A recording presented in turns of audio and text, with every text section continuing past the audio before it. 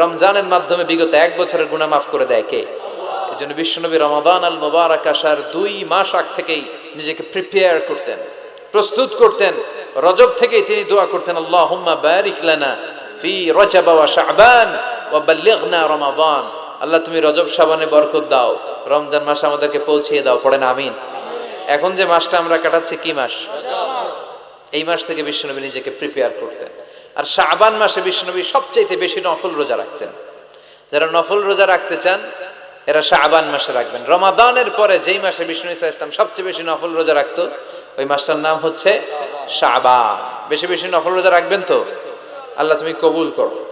রজব শাবানে বরকতে দাও, রমজান মাসে গুনাহ ঝড়াও, সপ্তাহ জুড়ে তুমি বরকতে দাও, জুমার দিনেতে গুনাহ ঝড়াও, রজব শাবানে বরকতে দাও, রমজান মাসে গুনাহ ঝড়াও। পড়েন আমিন।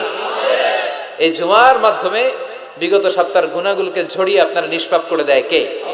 আর তাহলে জুমার দিনের আলাদা স্পেশালিটি আছে না নাই? আবার বিশ্বনবী জুমার দিনকে লক্ষ্য করে বললেন, আল জুমআতু ইলাল জুমআ কাফফারাতুন লিমা বাইনাহুমা। এক জুমা থেকে আরেক জুমার মাঝখানে যে 7টা দিন আছে, জুমার কারণে 7 দিনে যে গুনাহগুলো হয় গুনাহগুলো জড়িয়ে দেয় কে? এই জুমার দিনের মর্যাদাটা আল্লাহ তাআলা সর্বপ্রথম ইহুদিদের দিতে চেয়েছিল। কাদেরকে?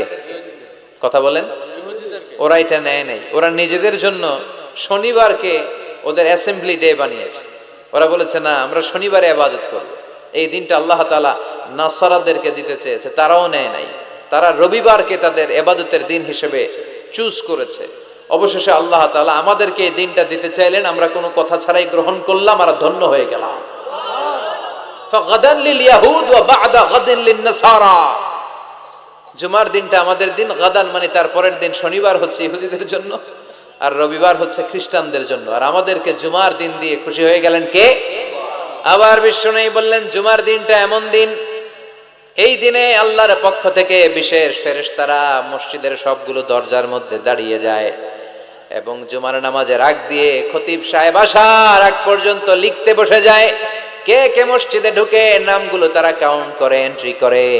সর্বপ্রথম জুমার সালাত আদায়ের জন্য যে মসজিদে ঢুকে, আল্লাহর রাস্তায় উট কুরবানি করলে যেই সওয়াব, ওই ব্যক্তির আমল নামায় আল্লাহ ওই সওয়াব দান করে দেয়। সর্বপ্রথম জুমার দিন যে মসজিদে ঢুকে ফালাহুল বুদনা, তার জন্য থাকে একটা উট কুরবানির সওয়াব। ওনার পরে যে ঢুকবে ফালাহু বাকারা, তার জন্য গরু কুরবানির সওয়াব। 3 নম্বরে যে ঢুকবে ফালাহুল কাবশা, তার জন্য ছাগল কুরবানির সওয়াব। 4 নম্বরে যে ঢুকবে তার জন্য ফালাহু আদ-দাজাজা, মুরগি কুরবানির সওয়াব। 5 নম্বরে যে ঢুকবে তার জন্য আল বাইদা, ডিম কুরবানির সওয়াব। সুবহানাল্লাহ পড়ে। এরপরে ইমাম সাহেব যখন খুতবা দেওয়ার জন্য চলে আসে, ফেরেশতারাও বসে যায়, খুতবা শুনতে শুরু করে। সুবহানাল্লাহ পড়ে। তাহলে এই জুমার দিনের আলাদা সিগনিফিকেন্স আল্লাহর কাছে আছে না নাই? বেশি না কম? আলহামদুলিল্লাহ যে এই দিনটাকে আমরা ছুটির দিন হিসেবে পেয়েছি। 1984 সালে তৎকালীন প্রেসিডেন্ট হুসাইন মোহাম্মদ এরশাদ সাহেবের নাম শুনছেন? হ্যাঁ, উনি এটাকে রাষ্ট্রীয়ভাবে জুমার দিন হিসেবে ঘোষণা করেছিলেন। ওনার কল্যাণে আমরা এই দিনটাকে স্টিল নাও, এখনো পর্যন্ত এটাকে আমরা ছুটির দিন হিসেবে পেয়েছি। উনি ইসলামের জন্য অনেক কাজ করছেন, আবার স্বৈরাচারীও করছেন। তো ভালো খারাপ নিয়েই মানুষ, ঠিক কিনা? খারাপটার আমরা না বলি। আল্লাহ তোমার এই বান্দার এই ভালো কাজটাকে তুমি কবুল করো। পৃথিবীর অনেক মুসলিম দেশেও এই শুক্রবারকে, এই জুমাবারকে তারা ছুটির দিন রাখতে পারে নাই। ইভেন মালয়েশিয়া, ইসলামের জন্য তারা অনেক কাজ করে, কিন্তু তাদের সাপ্তাহিক ছুটির দিন হচ্ছে রবিবার। সানডেতে তারা উইকেন্ড পালন করে। এর কারণ অনেক খ্রিস্টান দেশের সাথে ওদের ফিনান্সিয়াল এন্ড কমার্শিয়াল ট্রানজাকশন হয়। তো শুক্রবারে যদি এই কাজ করে, জুমার দিনে যদি এই কাজ করে, আর রবিবারে যদি তারা করতে না পারে, তাহলে একদিন তারা পিছিয়ে যায়। এই ফিনান্সিয়াল ট্রানজাকশনকে ঠিক রাখার জন্য রবিবারে মালয়েশিয়াতে ছুটির দিন হিসেবে ঘোষণা দিয়েছে। কিন্তু বাংলাদেশে সাপ্তাহিক ছুটির দিন কোনটা? খুশি না বেজার? চিল্লায় পড়ে আলহামদুলিল্লাহ। এজন্য রব্বুল আলামিন বলেন, ইয়া আইয়ুহাল্লাযীনা আমানু ইযা নুদিয়া লিস-সালাতি মিন ইয়াউমিল জুমআতি ফাসআউ ইলা যিকরিল্লাহি ওয়া যারুল বাই', যালিকুম খায়রুল লাকুম ইন কুনতুম তা'লামুন। সুবহানাল্লাহ পড়েন।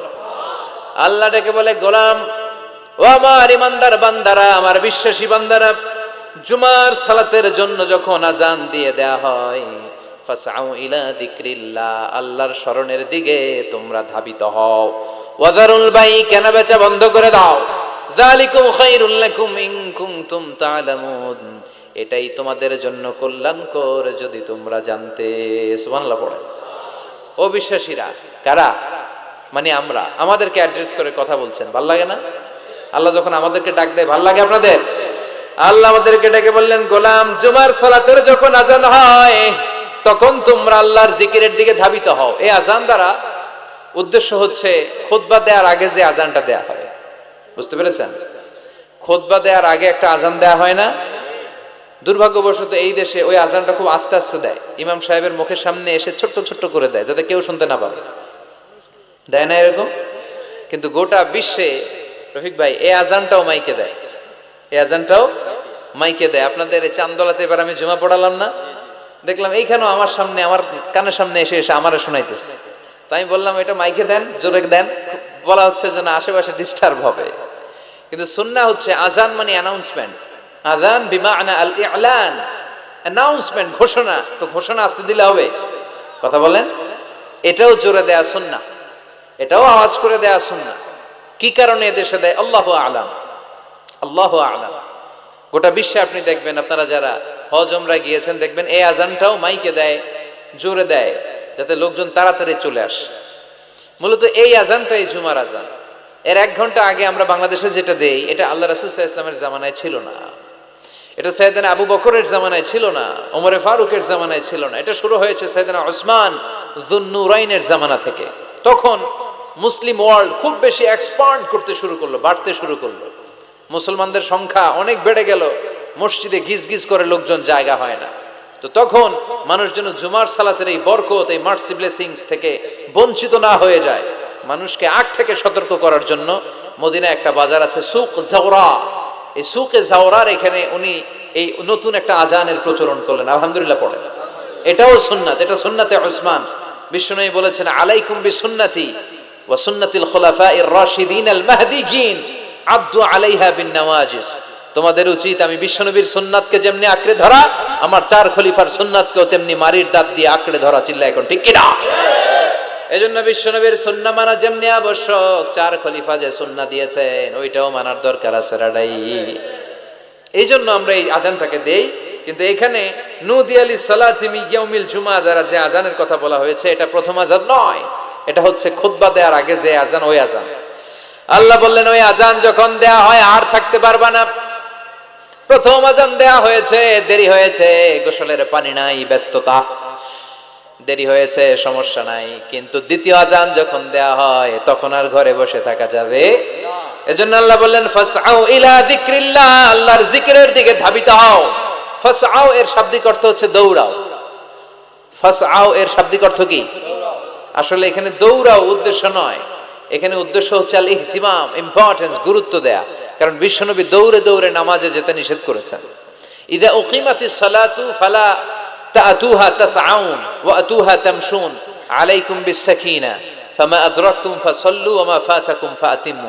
বিশ্বনবী বলেছেন নামাজের জামাতের ইকামত যখন হয়ে যায়, খবরদার দৌড়ে দৌড়ে নামাজে যাওয়া যাবে, আস্তে আস্তে যাও, হেঁটে হেঁটে যাও। ফামা আদরাকতুম ফাসাল্লু, যতটুকু যে পাবে আদায় করবে, যেটা ছুটে যাবে দাঁড়িয়ে নিজে নিজে পড়বে। কবুল করে নেয়ার মালিক কে? নামাজের জামাত দেখে দৌড় দিবেন, কিভাবে যাবেন? আস্তে আস্তে। আপনি দৌড়ে দৌড়ে গেলে আপনার ব্রেথ ইন ব্রেথ আউট, হাঁপানির ব্যারাম হবে। নামাজে যদি আপনি হাঁপাতে থাকেন, এটা সুন্দর লাগবে? আপনি কার সামনে দাঁড়াচ্ছেন? সব রাজার বড় রাজা, মহারাজা, চিল্লা এখন ঠিক কিনা? তার সামনে দাঁড়িয়ে হাঁপানির ব্যারাম দেখানোর কোনো সুযোগ? ধীরস্থির ভাবে যাবেন। অনেকে এই কাজটা করে। মাগরিবের নামাজ, ইমাম সাহেব কেরাত ধরেছে ওয়াদ-দুহা ওয়াল-লাইলি ইযা সাজা। যারা ওযু করতেছে, আমার নিজের দেখা, যারা ওযু করতেছে এদের মুখস্থ এই সূরা, তো এরা টের পাচ্ছে যে এখনই রুকুতে যাবে, আর দৌড় না মারলে রুকু ধরা যাবে। এখন কোন রকম অজু করে দিছে দৌড়। মসজিদে ছিল টাইলসের মসজিদ, উল্টায় পড়ছে, মুসল্লি একদিকে, লুঙ্গি আরেকদিকে। আছে না নাই? আমি নিজে দেখছি আমাদের এলাকার এক খাদেম দৌড় মাইরা উল্টায় পড়া 3 মাস ওর পা ভাঙ্গা অবস্থায় মসজিদে পড়েছিল। অধিকাংশ মসজিদ এখন টাইলসের। এজন্য বিশ্বনবীর দেয়া নিয়ম ভাঙলে বিপদ আছে না নাই? বিশ্বনবীর সুন্নাহ আছে যেখানে বারাকা আছে। এজন্য জামাত যদি শুরু হয়ে যায় দৌড় দিবেন কারা কারা? হাত তোলেন। তুলবেন? কেউ তুলবেন না? আচ্ছা, তার মানে জামাত শুরু হয়ে গেলে দৌড়ে দৌড়ে জামাতে যে শরীক হওয়া যাবে, আস্তে আস্তে যাবেন, যা পাবেন পড়বেন, বাকিটা আদায় করে নেবেন। কবুল করে নেবে কে? এজন্য আল্লাহ বললেন ফাসআউ ইলা যিকরিল্লাহ, যখন জুমার সালাতের আজান হয় আল্লাহর স্মরণের দিকে ধাবিত হও। যিকরিল্লাহ, এখানে যিকরুল্লাহ দ্বারা উদ্দেশ্য হচ্ছে খুতবাতাইন, জুমার 2 খুতবা। ফাসআউ ইলাল খুতবাতাইন, খুতবা শোনার জন্য তাড়াতাড়ি মসজিদে তোমরা ধাবিত হও। জুমার এই খুতবা শোনা কিন্তু ওয়াজিব, জানেন আপনারা? জানেন না? এই খুতবা শোনা ওয়াজিব। জুমার খুতবা আপনাকে শুনতেই হবে। যিকরুল্লাহর অনেক অর্থ। জিকির মানে শুধু লা ইলাহা ইল্লাল্লাহ নয়, জিকির মানে সালাত। জিকির মানে কি? মেটনগরের ভাইরা বুঝতেছেন? মনোযোগ আছে না গেছে? কষ্ট হচ্ছে আপনাদের? তাকবীর দেয়া যাবে? জোরে না আস্তে? দেখি কত জোর। লিল্লাহি তাকবীর।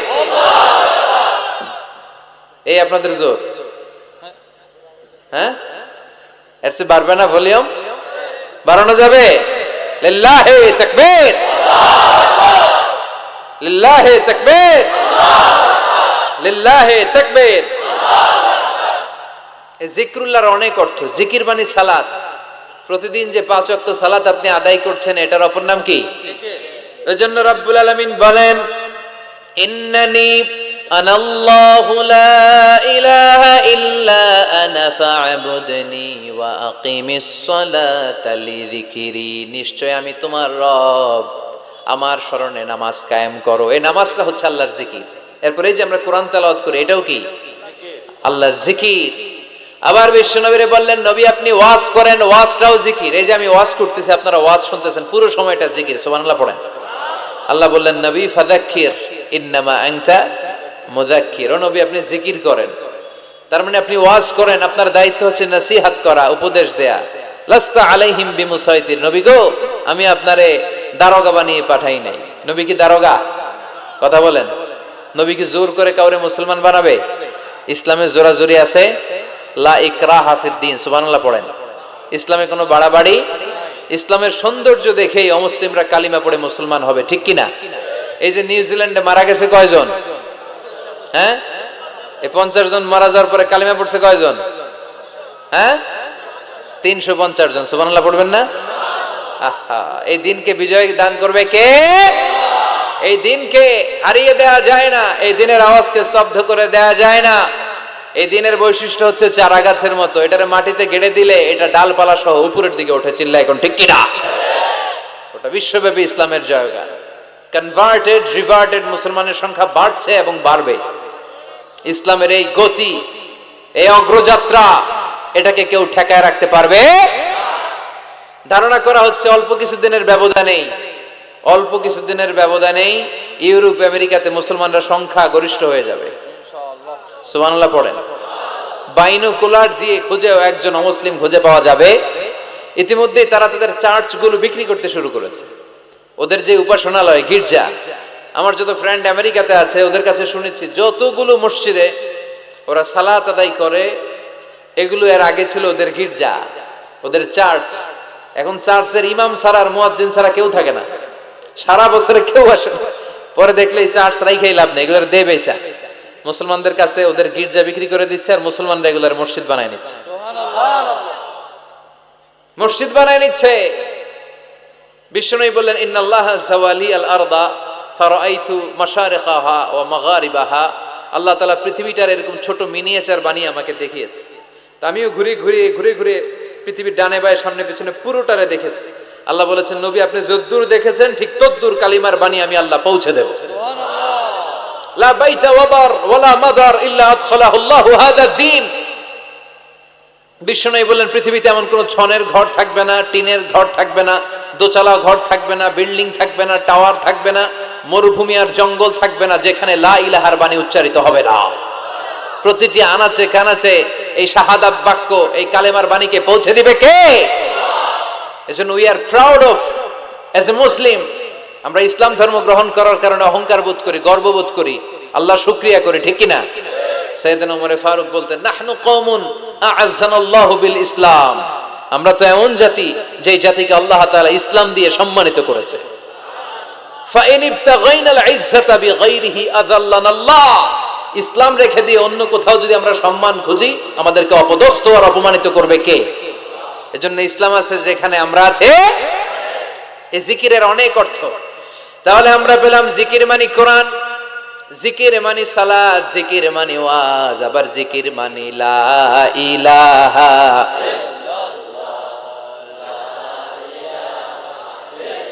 সুবহানাল্লাহ আলহামদুলিল্লাহ লা ইলাহা সুবহানাল্লাহ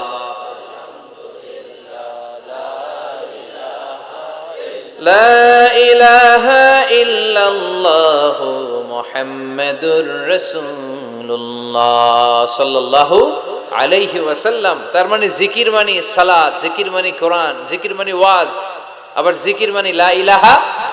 আফদালুয যিকরি লা ইলাহা ইল্লাল্লাহ। বিষ্ণু বললেন সবচেয়ে শ্রেষ্ঠ জিকির হচ্ছে লা ইলাহা ইল্লাল্লাহ। মান কালা লা ইলাহা ইল্লাল্লাহ মুখলিসান মিন কলবিহি দাখালাল জান্নাহ। ইখলাসের সাথে একবার যদি কেউ লা ইলাহা পড়ে, তার জন্য জান্নাতকে ওয়াজিব করে দিবে কে? আবার বিষ্ণু বললেন লা ইয়াজালু লিসানুকা রাতবান মিন যিকরিল্লাহ। আল্লাহর জিকির থেকে কখনোই যেন তোমরা খালি হয়ে না যাও, সবটা সময় আল্লাহর জিকির দিয়ে জিহ্বাটারে ভিজিয়ে রাখবা। সব সময় জিহ্বাটারে কার জিকির দিয়ে ভিজিয়ে রাখবো? আবার বিষ্ণু বলতেন আহাব্বুল কালাম ইলাল্লাহি আরবা। আল্লাহর কাছে সবচেয়ে প্রিয় কথা চারটি। এক হচ্ছে সুবহানাল্লাহ, দুই হচ্ছে আলহামদুলিল্লাহ, তিন হচ্ছে লা ইলাহা, চার হচ্ছে আল্লাহু আকবার। আওয়াজ করে বলেন তো, এক নম্বরে কোনটা? দুই নাম্বার, তিন নাম্বার, চার নাম্বার? সবাই আওয়াজ করে বলেন, এক নাম্বার, দুই নাম্বার, তিন নাম্বার, চার নাম্বার। আল্লাহ তোমার জিকির যেন বেশি বেশি করতে পারি, তুমি তৌফিক দাও। জিকির মানে সালাত, জিকির মানে কোরআন, জিকির মানে ওয়াজ, আবার জিকির মানে জুমার খুতবা। সুবহানাল্লাহ পড়েন। এখানে জিকরুল্লাহ দ্বারা উদ্দেশ্য হচ্ছে আল খুতবাতাইন ক্বাবলাল জুমা। জুমার আগে যে দুই খুতবা আছে, এই দুই খুতবাকে জিকরুল্লাহ বলে নামকরণ করেছে কে? এজন্য আল্লাহ ডেকে বললেন, গোলাম জুমার দিনে যখন আজান হয়, জুমার খুতবা শোনার জন্য তোমরা তাড়াতাড়ি যাও। ওয়াদারুল বাই, কেনা বেচা বন্ধ করে দাও। Shut down the supermarket, close the super মল। দোকানের শাটার নামিয়ে দাও, ব্যবসা প্রতিষ্ঠান বন্ধ করে দাও, স্কুল কলেজ আদালত সব ক্লোজ করে দাও, ক্যাশ বক্সে তালা ঝুলিয়ে দাও। আদেশটা কার? জুমা চলাকালীন সময়ে, খুতবার সময় কোন দোকানপাট খোলা থাকতে পারবে? চিল্লায় বলেন পারবে? আল্লাহ বললেন দেখা যায় অল্প সময় ব্যবসা নাই, এই অল্প সময়ের জন্য তোমার সাময়িক কিছু প্রফিট নাই, কিন্তু আসল প্রফিট করিয়ে দেওয়ার মালিক কে? যালিকুম খায়রুল লাকুম ইন কুনতুম তা'লামুন। এটাই তোমাদের জন্য কল্যাণকর যদি তোমরা বুঝো। কার কথা? যদিও 2 ঘন্টা সুপার শপ বন্ধ থাকবে, সামান্য কিছু সময় বেচা কিনা নাই, কিন্তু আপনার ব্যবসায় বরকত ঢুকায় দেওয়ার মালিক কে? কেউ যেটা পারে না, পারে কে? এরপর আল্লাহ বললেন ফাইযা কুদিয়াতিস সালাতু ফান্তাশিরু ফিল আরদি ওয়াবতাগু মিন ফাদলিল্লাহ ওয়াযকুরুল্লাহা কাসীরান লাআল্লাকুম তুফলিহুন। সুবহানাল্লাহ পড়ে। এবার আল্লাহ বললেন গোলাম যখন সালাত শেষ হয়, জমিনের মধ্যে ছড়িয়ে পড়ো, আর জমিনের মধ্যে আমার অনুগ্রহ আর রিজিক তালাশ করো, বেশি বেশি আমার জিকির করো। সফলতা দান করবে কে? আল্লাহ। ইসলামের দেয়া বিধিনিষেধ হচ্ছে নামাজ শেষ আপনি জমিনে চলে যাবেন। নামাজ যখন শেষ হয়ে যায় আপনি মসজিদ থেকে বের হয়ে যাবেন, ছাত্র চলে যাবে তার কলেজে, টিচার চলে যাবে শিক্ষকদের কমন রুমে, মেম্বার অফ দ্য পার্লামেন্ট চলে যাবে পার্লামেন্টে, ঠিক কিনা? কৃষক চলে যাবে মাঠে।